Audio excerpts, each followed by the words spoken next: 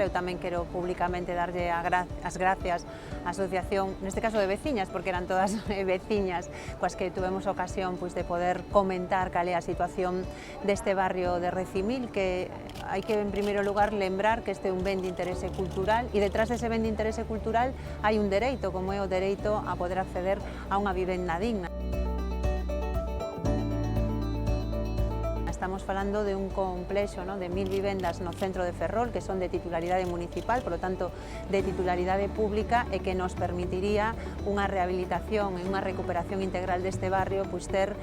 solucionados moitos dos problemas que estamos vendo que preocupan a cidadanía.